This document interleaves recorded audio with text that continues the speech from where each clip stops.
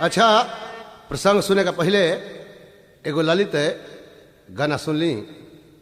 रामचरितमानस पर इहो गीत आधारित बा। का हाय जेहि तरु बसत देत सो पीरा औरग श्वास समति विध समीरा।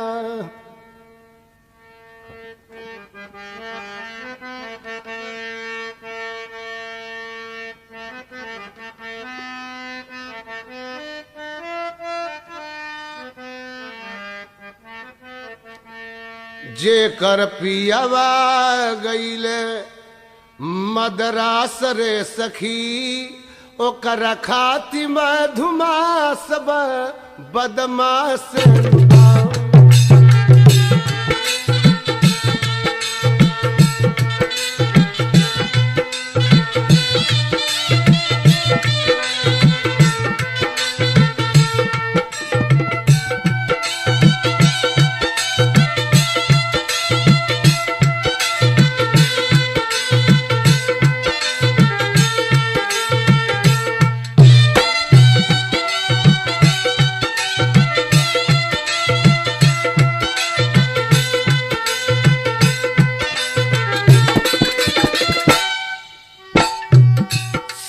चाउर के जाउर बाबूर लागला मेवा मिश्री मलाई माँ लागला।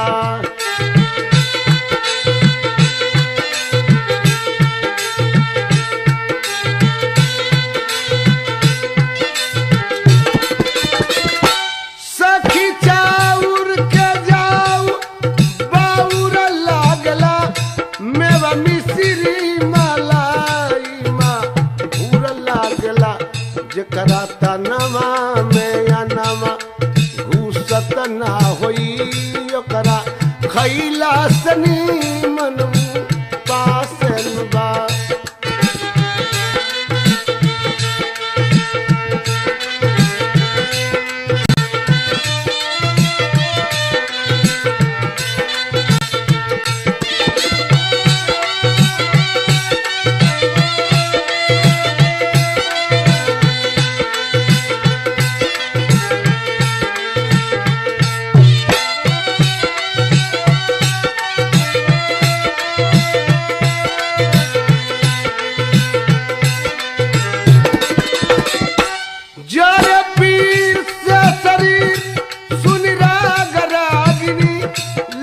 साज पर आवाज जैसे नाग नागिनी।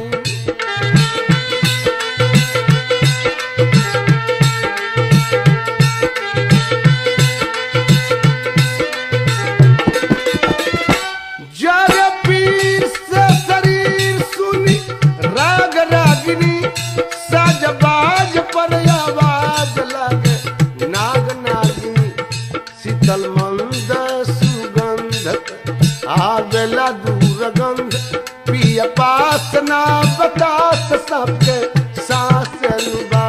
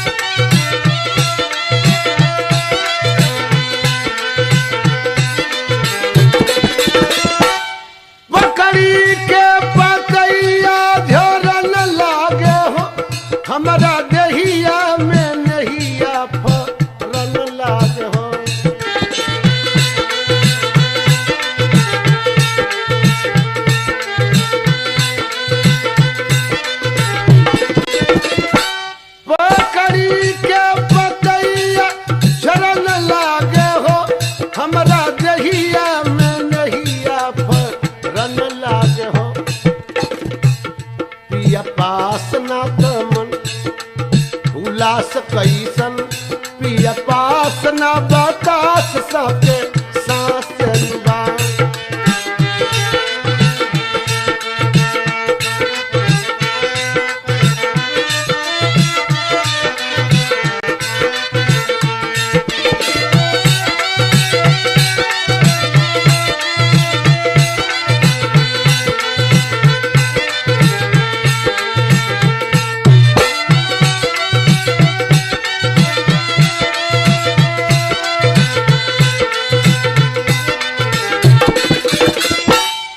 अब प्रसंग सुनी, पार्वती जी शंकर जी से प्रश्न करता रही।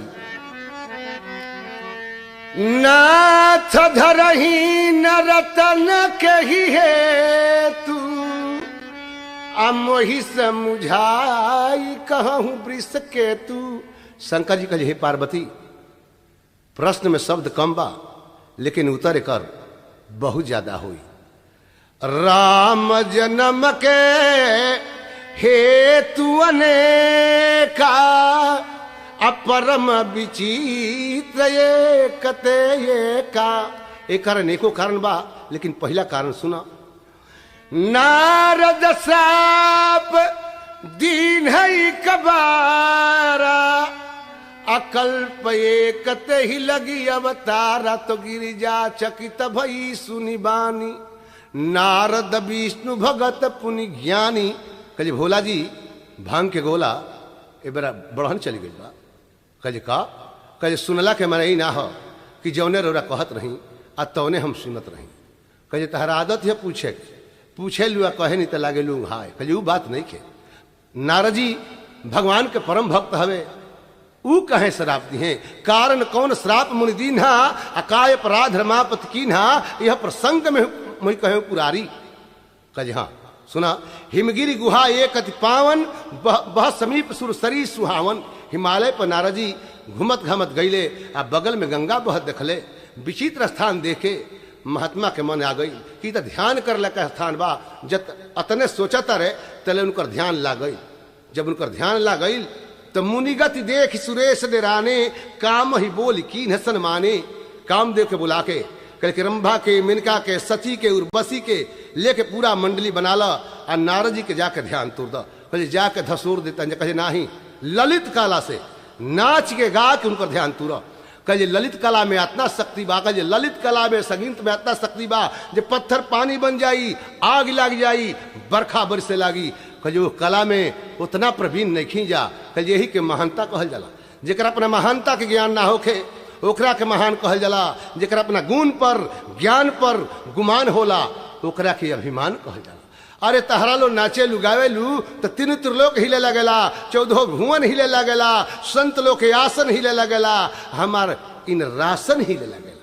मुनि जी के मंडोली जालो तो सांवा के सोही देबा, बुरबा के सराही देबा, दोनों बिगड़ जाए। देखी सरहला में पड़ गई लो। सुरपुर हिले, नरपुर हिले, सुरपुर हिले, नरपुर हिले, अमरपुर हिले। लाहो की नाची नाच गाव जब गनवाता। अरे जहन महिल लाहो की नाची नाच गाव जब गनवाता।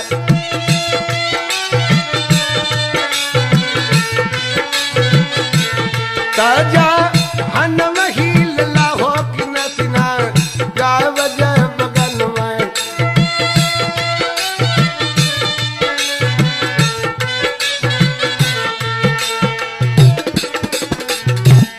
देवता हील दानव हील, अमगन मन समानो। आर देवता हील दानव हील, मगन मन समानो हील।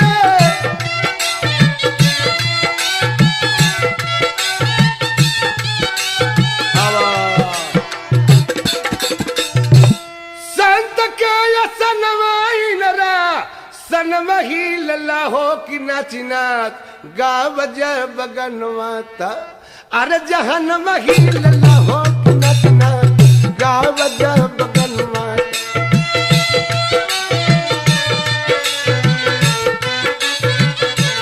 ताजा हन वहील लाहो की नाची नाच गाव जय बगनवा।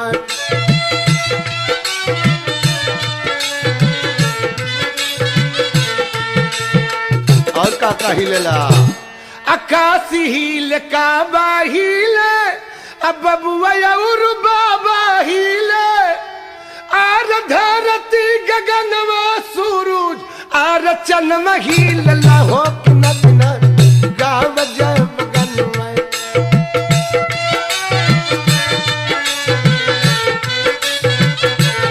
ताजा हनवा हिलला रे किना बिना गाव जय बगनवा।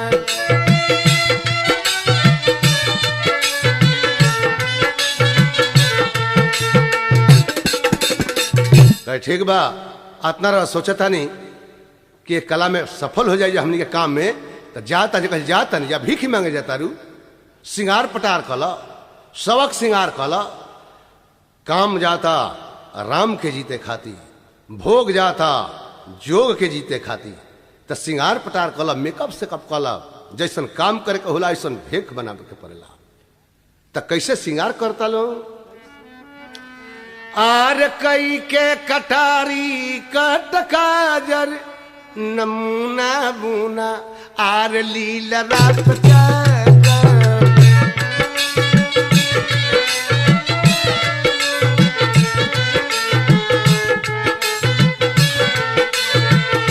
कई के कटारी कट काजर नमूना बुना लीला रात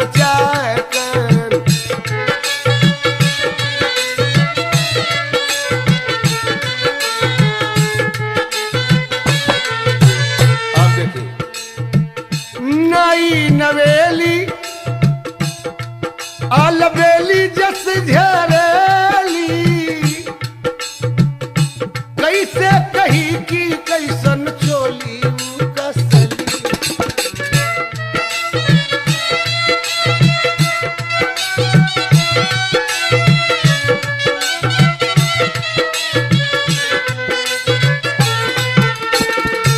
नई नवेली झरेली कैसे कही की कैसन चोली कसली हवा में उड़ावे डालो याचर नमूना बुना लीला रात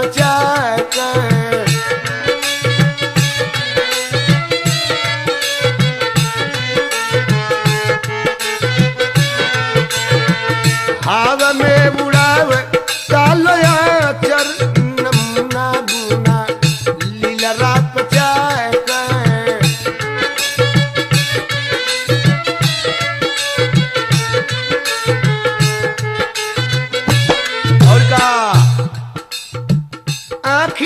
के कतरा छाती पसे वसंतरा ऐसन जनात बा जरूर होई खतरा।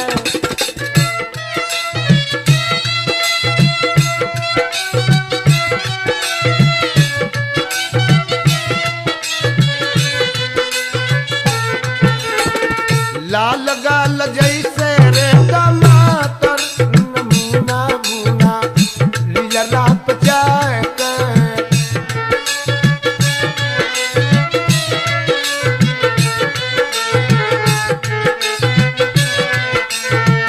लाल गाल जैसे रे टमाटर नमूना बुना लीला रात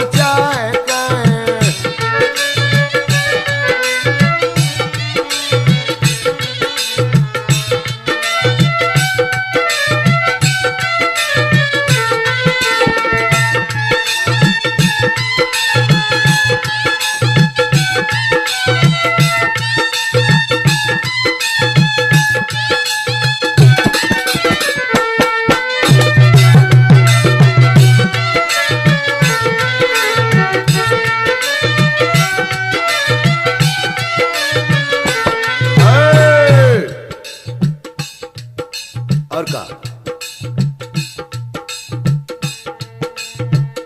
मस्ती में हस्ती के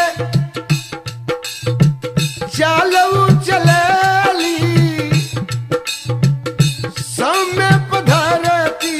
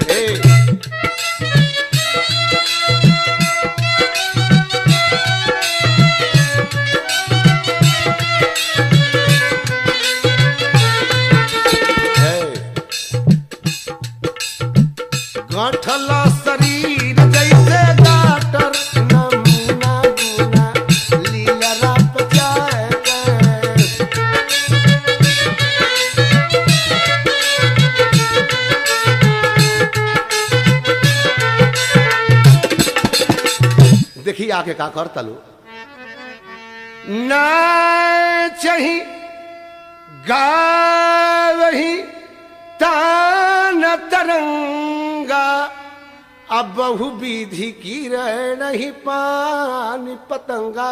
पहले नाचत आलो ध्यान निखे टूटत त गावत आलो तबो ध्यान निखे टूटत त क्रीड़ा करत आलो। क्रीड़ा माने खेला छुआ छुआवल सुहुरावल। अब बहु विधि नृत्य के गीत के कुल विधि लगा दिहलो।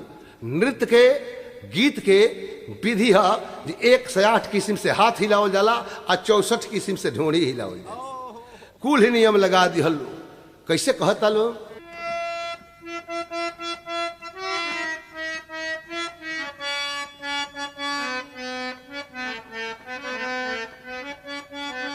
ए आके पंजरिया बोलली गुजरिया तनी खोलना नजरिया ए बाबा हो तनी खोलना नजरिया ए बा आके पंजरिया बोलली गुजरिया तनी खोलना नजरिया ए बाबा। अरे ईटा पत्थर नहीं खींचा देखावत जी हई देखी ना किस्म किस्म के चीज। अरे अरिया कगरिया देखना जरूरिया अरिया कगरिया देखना जरूरिया रूपवे के बजरिया ए बाबा हो रूपवे के बजरिया ए बाबा।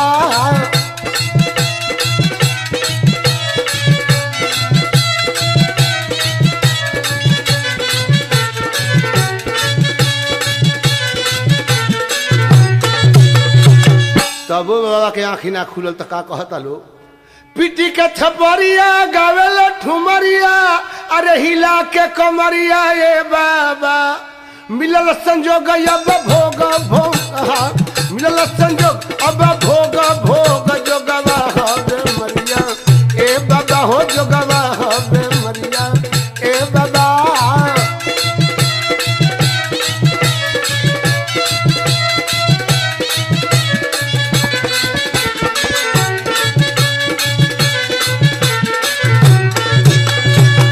तबो बाबा के ध्यान नहीं खे टूटत तो औरी बढ़ा के कैसे कहता लो कोठवा कोठरिया पलागी से जरिया बही त्रिविधा बयरिया ए बाबा। होई मसखरिया लगा के केवरिया होई मसखरिया लगा के केवरिया धई धैया कवरिया ए बाबा हो धई धैया कवरिया ए बाबा।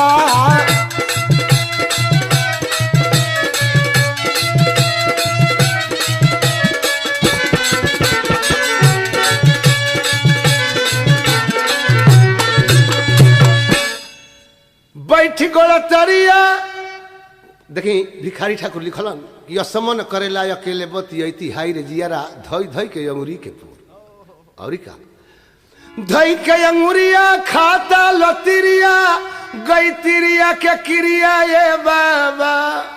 बैठ गोला तरिया दबाई तंगरिया बैठ गोला तरिया दबाई तंगरिया हम सारी उमरिया ए बाबा हो हम सारी उमरिया ए बाबा।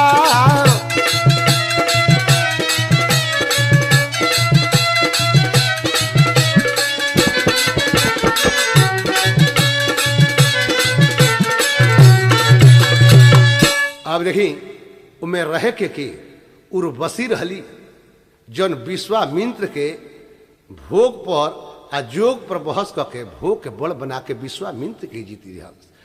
हाय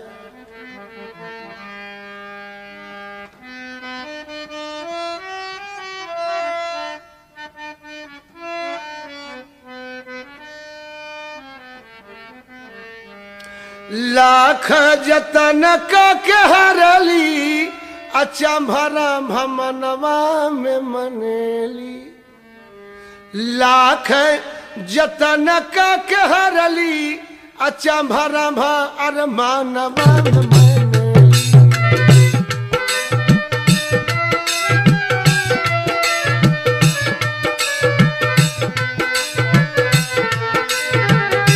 लाख जतन हरली अचंभा मनवा में मनेली।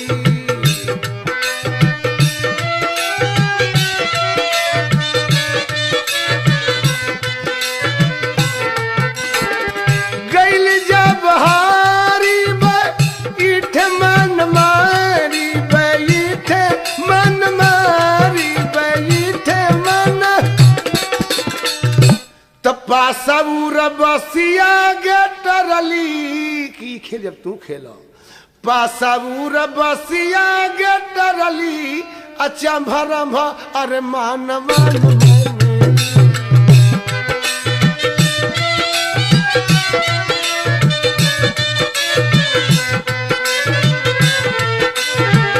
पासौर बसिया गेटरली अच्छा भरम मनवा में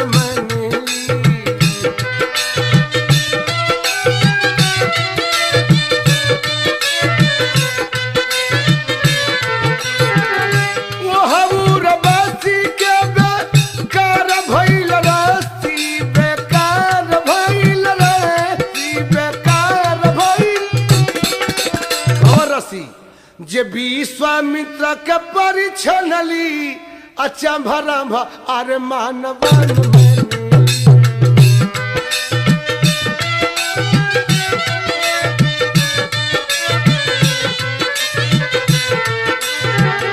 विश्वामित्र के परिछनली अच्छा भरम मानवन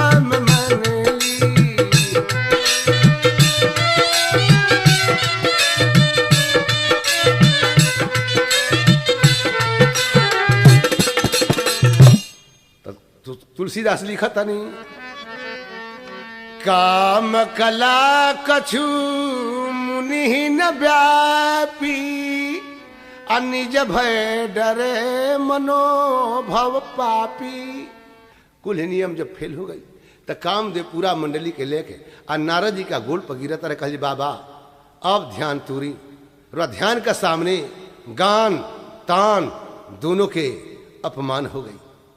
जब नारद जी ध्यान आँख खोलता रहे आ देखल जे रंभा मिनका सची उर्वासी कहे नारायण नारायण बचा लो तहरल जा का चल कहे बाबा रौरा के जीते खातिर रौरा के हरावे खातिर कहे हमरा के हरावे खातिर तहर लोग का दिमाग में ये बात आ गई कमाचर नहीं खे जालो जालो जहाँ राम बड़े वो जा काम के दाव ना लागी अरे बकुला का लौला डीठ आ कतने जाल रगड़ली पीठ जालो। अब देखी अपना जीत के गीत अपने गईब तीत हो जाई जीत के गीत विपरीत के लोग के गावे की जाए विपरीत जब जीत के गीत गाई तो उन्हीं के लागी अपना जीत के गीत अपने गईब तीत हो जाई। नारद जी अपना जीत के खुशी इंद्र से ब्रह्मा से शंकर से जाके सुनाओ तारे।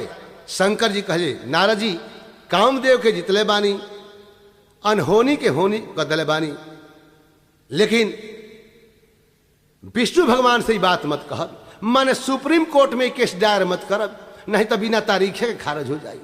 लेकिन नारद जी कहाँ मन ले जाके क्षीर सागर में विष्णु भगवान से कहे त्रिभुवन पति राउरदास कामदेव के पूरा सास समाज के साथ नखड़ा नाज के साथ जीत ले लेबा। भगवान के जो नारद जी भक्त के जीत भगवान के जीत। अब ना भगवान मने में सोचत रहे कि इनका तो घमंड के पौधा जामे लागल अभी नोचे के परी पौधा बात आ फेड़ हो तो उखाड़े के परी आ बिना हमरा के गुमान तूरे लाके। अब भगवान के प्रेरणा से नारद जी जब खबर दे के चलता रहे बीचे डगर में 100 योजन में एगो नगर बसल मैंने 400 कोस में वो नगर के राजा शील निधि लड़की के नाम विस्मोहनी स्वयंवर होता लोग जुटल बा। नारद जी दरबार में पहुंचा तारे शील निधि कहले जे बाबा ए लड़की के कर दे के ई कहीं जेकर घर बर कैसन मिली ओकरा हाथ में लिखा रहे जेकरा शादी कली वो अमर हो जाई रन में केहू जीत न सकी। अब नारद जी हाथ में हाथ लेके हाथ नहीं खन देख मुंह देखत रहे थोड़ी बेर लेना बड़ी बार लग रहे निहारी मुँहे पर टकटकी लगा दिले। राजा कहे तन देखी ना बाबा कहे बड़ा निमन बरौरा लड़की के हाथ सुता सुलक्षण कहन पाही आ नारद चले सोच मन माही कहे कि जप तप कछुन हो ये काला हे विधि मिलही कवन विधि बाला। सोचा तर जेकरा से तो हमरे शादी हो जाई तो बढ़िया रहला। अब नारद जी का बीड़ा कटताल हर जुआ ठेसन भारी लागेला ई गर्दन के माला बुझाइए पदुम काठ बोहले बानी। तो देखी एक माने का भाई कि अपना हाथ में कुछ नहीं खे सबई नचावत राम गोसाई आ नाचही नट मर कटकी नाई। 8 जानी नाच गा के कुछ ना कई लोग, अब भगवान के प्रेरणा से एगो देखी कैसे फकर फन में डालतिया। अरे आर फिरल मतिया राम गतिया बुझल ना फकीर देखी के हाथ के, फिरल मतिया राम गतिया बुझल ना फकीर देखी के हाथ के, आ शादी होई पलट जाई ओ करता कदीर ऐसन हाथ के लकीर।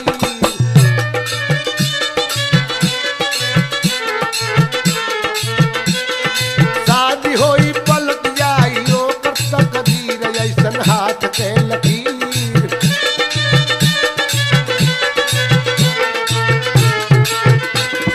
दास तो